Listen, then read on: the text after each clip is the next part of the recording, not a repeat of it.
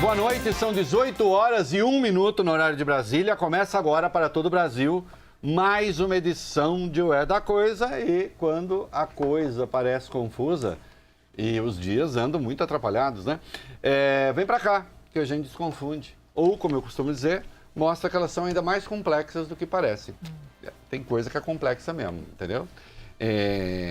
Sandro Badaró fala assim, vem cá que eu vou te dar uma aula super simples de física quântica. Esquece. Me falaram que era para isso, tô indo embora. Não é possível, não é possível. Será necessariamente algo complexo. Milhões de pessoas acompanham o programa pelo Dial, mas você pode fazê-lo também pelas redes sociais, sempre Rádio Band News FM ou então pelo aplicativo Band Rádios. Perdeu? Vai lá na minha página na internet que eu publico a íntegra do programa. Olha, os dias continuam animados.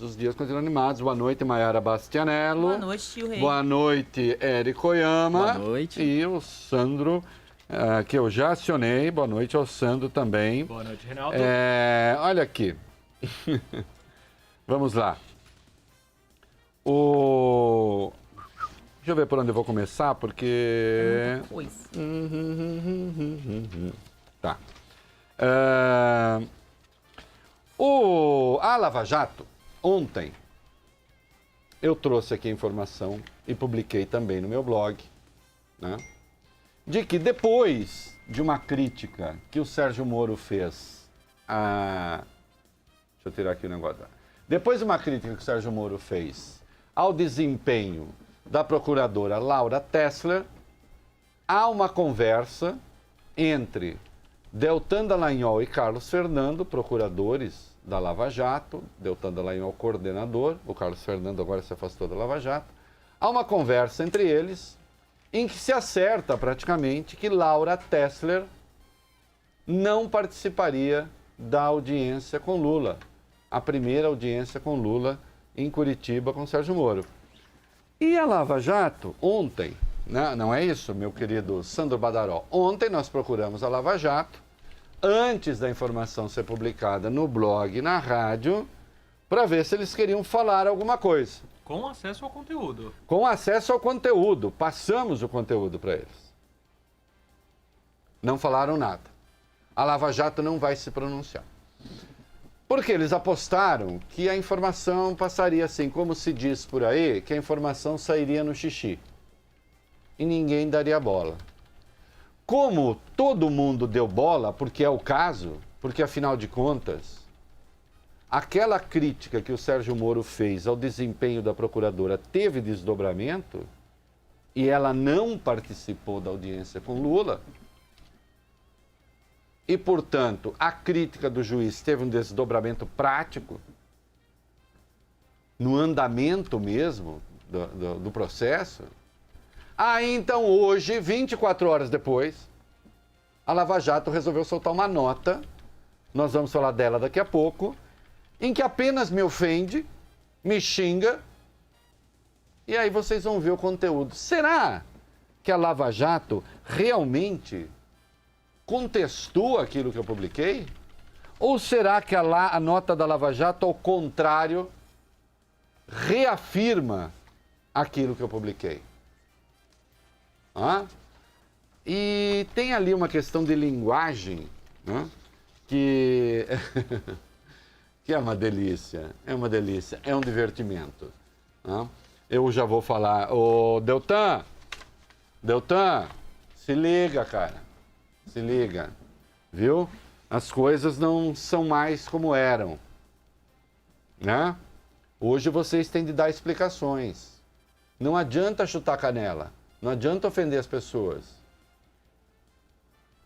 Mas eu já falo com você daqui a pouco. Ontem, a nota do Ministério da Justiça acabou, quando eu fui ler a nota, já não dava mais tempo, a nota do Ministério da Justiça, referente à matéria. Qual matéria? O senhor Sérgio Moro enviou, isso do Intercept Brasil já tinha publicado, uma mensagem a Deltan Dallagnol reclamando do desempenho da procuradora Laura Tessler.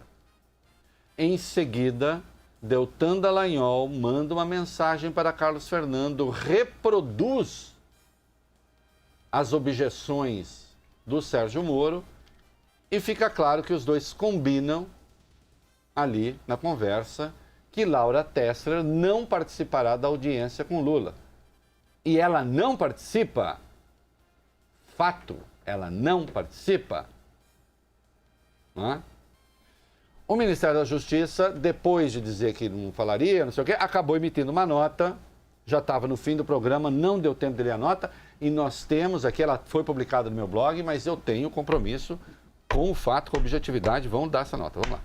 Reinaldo, Ministério da Justiça e Segurança Pública... Vamos direto para a nota já. Vamos lá, Isso. então abre aspas.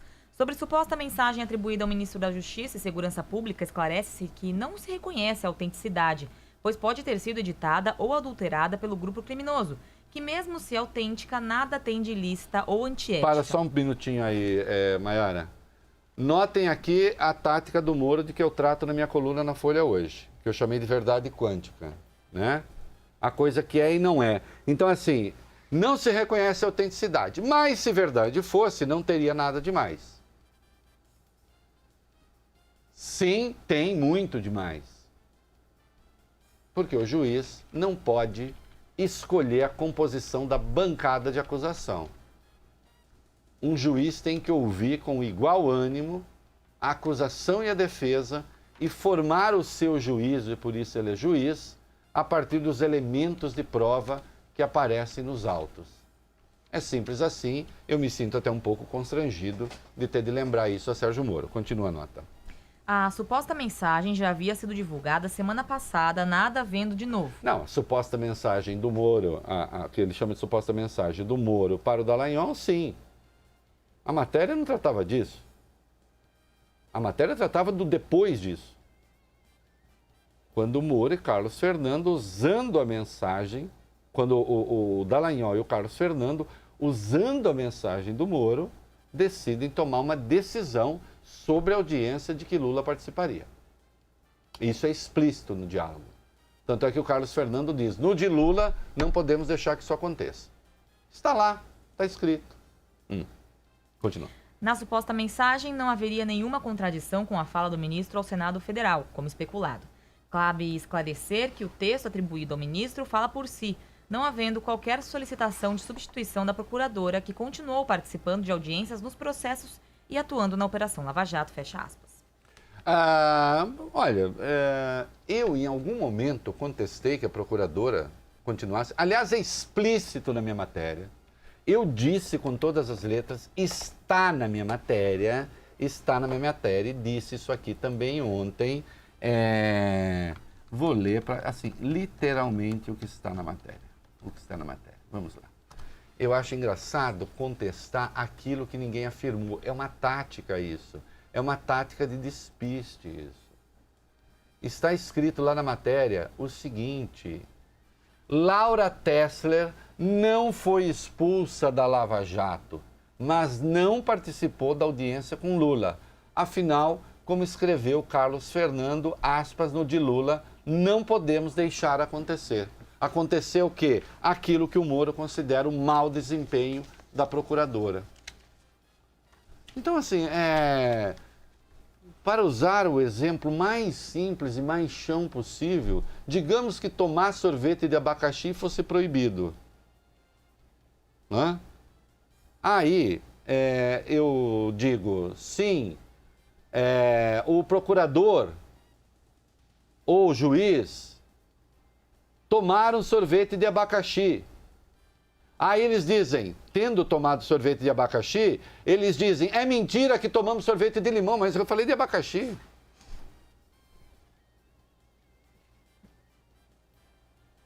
Não venha negar o que eu não disse. Portanto, a nota, na prática, endossa aquilo que foi afirmado. Mas daqui a pouco eu quero chegar à nota do Dallagnol, porque essa, sim, é absolutamente saborosa. E vem no estilo vazado muito característico dos companheiros. O presidente Jair Bolsonaro voltou a endossar o ministro Sérgio Moro. Vamos lá. E disse novamente que o ministro é um patrimônio nacional. Muito bem. Fala, presidente. Eu já falei que o Sérgio Moro é patrimônio nacional. é um homem que, no meu entendimento, conseguiu o ponto de inflexão nesse grande mal que assola o país há décadas, que é a questão da corrupção. Agora, os vazamentos em si, né? Ninguém tem certeza da fidelidade do que está publicado ali. Existem programas hoje que simulam conversas entre aplicativos, entre duas pessoas que nunca se viram. Então, tudo é possível. Acredito que ele saiu muito bem no Senado e saiu mais fortalecido do que entrou. E, para mim, é motivo de honra e orgulho tê-lo em meu ministério. O presidente diga o que quiser, enfim, de novo, né? Eu não sou conselheiro do presidente e a tanto não me atreveria. Agora, o senhor não sabe o que mais tem. O senhor não sabe o que mais tem. E note, presidente, que o seu ministro e os procuradores não negam o conteúdo das informações. De novo, querem investigar o vazamento? Investiguem. Né? O vazamento ou o que seja. Aliás, investiguem todos os vazamentos da Lava Jato. Eu chamo a sua atenção, você que está me ouvindo, para o furor investigativo que bateu nessa gente toda agora que essas informações vêm a público e dizem respeito aos acusadores. E quando essas informações diziam respeito aos acusados, os vazamentos e as invenções? Recentemente, lembrei ontem o caso do ex-presidente Michel Temer. Numa entrevista coletiva, advogados e procuradores se referiram a uma suposta tentativa de depósito que nem estava no despacho do juiz Marcelo Bretas, que autorizou a absurda prisão preventiva do ex-presidente. E simplesmente trataram disso numa coletiva com a maior disfarçatez. E se evidenciou agora simplesmente a coisa inexiste, não há o menor indício. É conversa, é fofoca. E isso foi dito numa entrevista coletiva. E claro, já estão circulando na internet o tal do Pavão Misterioso, que foi uma página, não sei lá que diabo, um perfil que surgiu na internet, com teorias conspiratórias sobre esses vazamentos que são do balacobaco. A última agora, como é que é mesmo? Assim, o Glenn Greenwald, do The Intercept Brasil, por intermédio do Snowden, que mora na Rússia, ter-se feito um contato com os donos do Telegram, que são bilionários russos. Esses bilionários russos são islâmicos e descontentes que estariam com o governo Bolsonaro por causa da aproximação com Israel, teriam decidido franquear o acesso às mensagens trocadas no Telegram entre os procuradores e o juiz. Por que as mensagens no Telegram entre procuradores e juízes representariam uma vingança à aproximação de Bolsonaro com Israel, não está claro. Vamos parar com fantasia.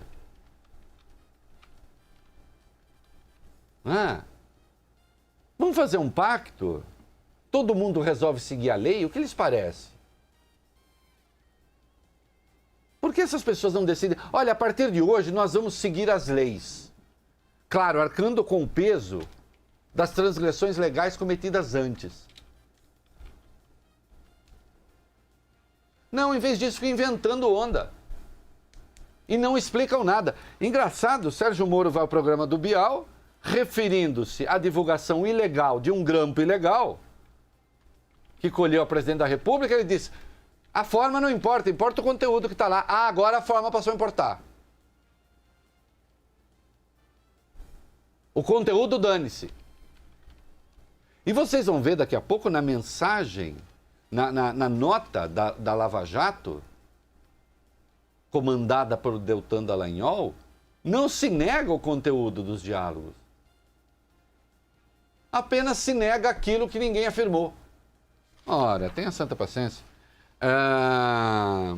que é Moro, avaliação, lidar que Avaliação do ministro da Justiça e Segurança Pública, Reinaldo, na análise de algumas das principais lideranças do Congresso, ele mantém força, mas está cada vez mais dependente de Jair Bolsonaro para seguir com perspectivas futuras de poder. Segundo o jornal Folha de São Paulo, a avaliação ainda é de que o ministro da Justiça não perde muito mais popularidade do que a já mensurada na pesquisa XP e PESP. O ex-juiz tem atualmente 56% de avaliação positiva. Em janeiro, o índice era de 67%. Olha aqui, eu compartilho dessa avaliação. Aliás, eu fui o primeiro a dizer no blog, disse aqui, e disse nos meus comentários na rádio, sair-se bem do ponto de vista teatral, do ponto de vista dramático, ali ele saiu, até porque boa parte dos senadores estava despreparada para fazer ali as perguntas. Alguns nem sequer tinham lido o material. Isso ficou evidente. Né? Então saiu-se bem. Agora, também é verdade que ele entrou para ser uma das âncoras do governo Bolsonaro e a coisa está começando a se inverter. Agora é Bolsonaro quem tem que sustentar Moro, não é mais Moro quem tem que sustentar Bolsonaro. Então aquilo que era, o grande ativo, já está começando a ser um peso. E claro, vai depender muito do que venha por aí. O que já veio já é muito grave. O que já veio já é muito grave.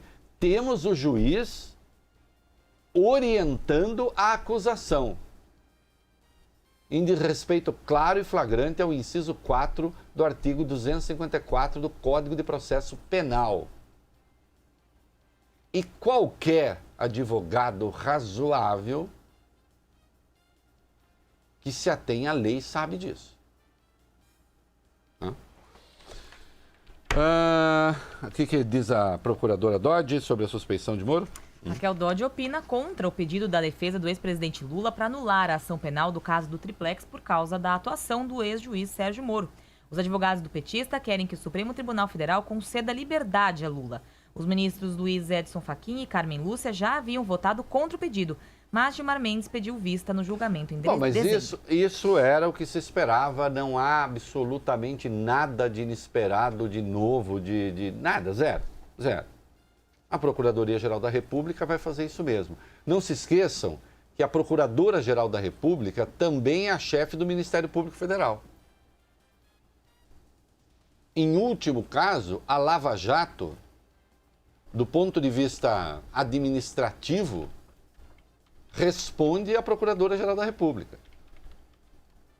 É o corpo do Ministério Público. Se esperava o quê? Vai negar a suspeição mesmo. Agora, é claro que num debate seria muito interessante perguntar à doutora Raquel Dodge se ela acha que o comportamento do juiz foi um comportamento adequado. Ela não teria como dizer isso, né? A menos que se negue o sentido das palavras. Então não, né, procuradora? Mas entendo, enfim, faz parte do seu papel. O que diz a defesa do Lula? Os advogados de Lula questionam a manifestação da Procuradora-Geral da República, Raquel Dodge. Em nota, Cristiano Zanin e Valesca Martins dizem que, ao contrário do que informou a chefe da PGR, o pedido não tem como base as matérias do site Intercept Brasil. Bom, só um minutinho. E não tem mesmo, tanto é que já tem 2 votos anteriores ao da Intercept Brasil. É claro que essas informações agora podem ter algum impacto no voto dos 3 juízes que não votaram. Mas o pedido é anterior. Como é claro também que os 2 ministros que já votaram podem, inclusive, rever seus votos, porque eles têm informações novas. Presta atenção, aqui tem uma questão de técnica que você precisa saber. Até que o presidente da turma, se a votação for na turma, ou o presidente do pleno não proclame o resultado, um juiz pode mudar seu voto. Posso fazer uma pergunta de ouvinte? Pode, claro. Se não tiver nos autos, ele pode mesmo assim, através de notícias? Sim, claro. Claro, é a convicção que ele tem. Veja só, um juiz vota com convicção. A partir dos autos, claro, mas é a velha história. Você não está usando nenhuma prova ilegal ou o que quer que seja para condenar alguém. Você pode usar para absolver alguém. Você pode usar para livrar a penalidade do réu. Você não pode usar para prejudicar o réu. Aí não. Isso é um clássico. O ministro Gilmar Mendes deu o exemplo mais cabal. Muito bem, eu estou julgando alguém ou tem alguém sentenciado por assassinato. Vem à luz uma prova colhida ilegalmente, evidenciando que ele é inocente.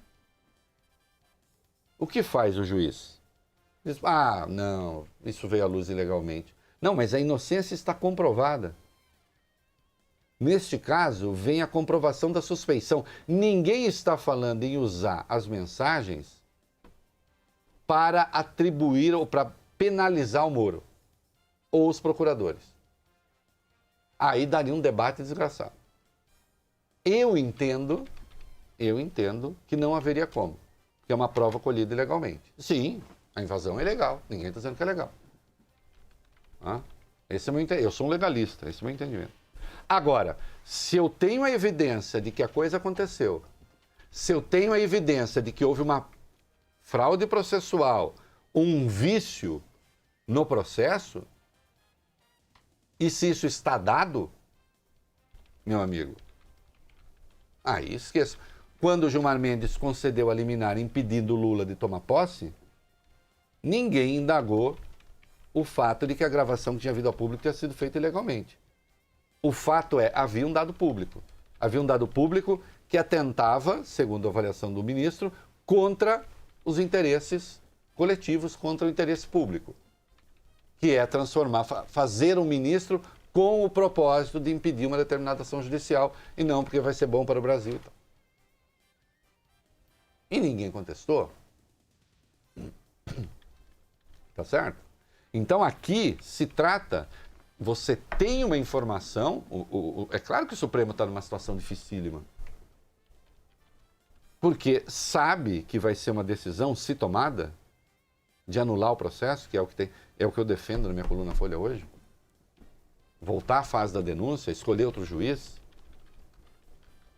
uma parcela da opinião pública vai ficar furiosa. E aqui eu quero que você preste atenção numa coisa. Para que você aprenda a pensar a política, além do óbvio. Este é um programa além do óbvio. Vocês acham mesmo que se o Supremo, presta atenção no que eu estou falando, vocês acham mesmo que se o Supremo anular o processo, ou fazer o processo retroceder à fase da denúncia, quando o Ministério Público apresenta denúncia, escolhesse um outro juiz, anula-se a sentença, na verdade. Vocês acham que o Bolsonaro vai ficar bravo com isso? Ele vai fingir braveza. O bolsonarismo vai fingir descontentamento. Olha aqui, isso, política, tem elementos contraditórios que têm de ser pensados, meus queridos. Isso para o Bolsonaro é até bom. O bolsonarismo sabe que, veja, o presidente é muito popular, vai em estádio, é ovacionado, ok, mas está perdendo aquele tônus, não é? Ontem ele fez uma live. Eu tive o dobro de público da live do Bolsonaro. Praticamente, nós tivemos. Não é? Isso eu estou falando na internet, sem contar que eu estou no rádio para milhões de pessoas. Então, note, o bolsonarista está perdendo tônus. Uma eventual libertação do Lula, anulação do processo, da sentença, melhor dizendo, da sentença, para o bolsonarismo é positivo. Um juiz que fosse antibolsonarista, militante, e que não enxergasse mais nada pela frente, diria o seguinte: mantém o Lula preso. Não anula a sentença. Vocês entenderam? Tá claro meu raciocínio? Tá, né? Sim. Se eu fosse mesmo antibolsonarista, que alguns pensam que eu não sou anti nada, eu sou a favor do jornalismo e do pensamento. Ah, você gosta então do governo Bolsonaro? Não. Mas eu não sou militante de nada. Eu estou falando isso porque existem militantes bolsonaristas se fingindo jornalistas. Eu não sou um anti-bolsonarista me fingindo jornalista.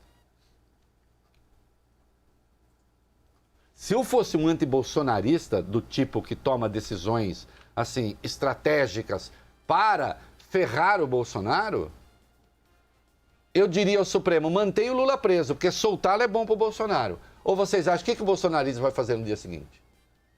Tá vendo? Impunidade, judiciário, Supremo, nossos adversários. Vai ter gente na rua, de novo, o mito, não sei o quê, a corrupção, a impunidade, o diabo a quatro. Tá claro o meu pensamento? Mas você, rei, lá no Supremo faria o quê? Levaria em conta esta questão do Bolsonaro? Eu, no tribunal, votaria de acordo com a lei, sempre. E, de acordo com a lei, esta sentença é imprestável. E eu já considerava o juiz suspeito antes também. O que veio a público agora só reafirma essa suspeição. Porque tem uma coisa, se o Supremo não anula essa sentença, a partir de agora, seu Santo Badaró, juiz pode dar a instrução que quiser para procurador e promotor. Pode sugerir testemunha, pode sugerir composição de bancada de acusação, dizer, não, essa promotora, esse promotor é bom, esse procurador não é, troca aí e tal. Pode combinar a desmoralização da defesa. Não é mesmo? E para os eventuais bolsomínios que estão ouvindo, e para aqueles que querem dialogar com eles. É curioso, né? O desembargador do Rio de Janeiro, suspendeu uma quebra de sigilo que interessa ao Flávio Bolsonaro. Não tive acesso aos autos porque estão em sigilo. Gostaria de ter. Para saber se faz sentido ou não. E se eu achar que faz, eu falo. Mas vocês viram que ninguém contestou, né? Aplausos. Aplausos para o desembargador. Então, olha aqui. Desembargador Antônio Amado. Antônio Amado, esse negócio, ô Sandro, ô Érico, ô Maiara, esse negócio de os nossos amigos são sempre inocentes, mesmo que haja prova de que são culpados, e os nossos inimigos são sempre culpados, mesmo que haja prova de que são inocentes, isso não dá certo. Aliás, eu escrevi essa frase, que está num livro de frases, contra o PT. O PT radical costumava ter esse ponto de vista. Sempre que aparecia uma acusação contra algum adversário, o PT botava na boca do trombone e a pessoa era demonizada. Aí, quando aparecia uma contrapetista, não, é uma perseguição, é política, não sei o quê. É incrível o bolsonarismo fazer a mesma coisa. Talvez vocês digam, o poder sempre faz isso. Eu não diria assim, porque eu já vi políticos que não fazem. Fernando Henrique, por exemplo, não fazia. Sempre viu tudo com certo distanciamento. Mas se isso for a tônica do poder, de qualquer poder, seja o petista, o bolsonarista ou outro qualquer, é por isso que jornalismo tem de ser independente do poder, para poder apontar essa falcatrua. Para não ficar lá lustrando o sapato de poderoso. Não é mesmo? Porque agora, no caso do Flávio Bolsonaro, eu não vi bolsonarista falar, será que não tem sacanagem? Agora, qualquer decisão do Supremo que fosse favorável a algum adversário, então aí se diz que não há mais justiça e que ela foi comprada. Tá claro isso? E eu peço que registrem isso que eu estou dizendo. Caso, seja lá por que meio for, a lei decida que o Lula tem de sair, até porque daqui a pouco o cumprimento de 1/6 da pena, em outubro, neste processo, o Lula já tem direito a sair da cadeia. Mas caso isso aconteça antes, ou caso ele tenha a sentença anulada,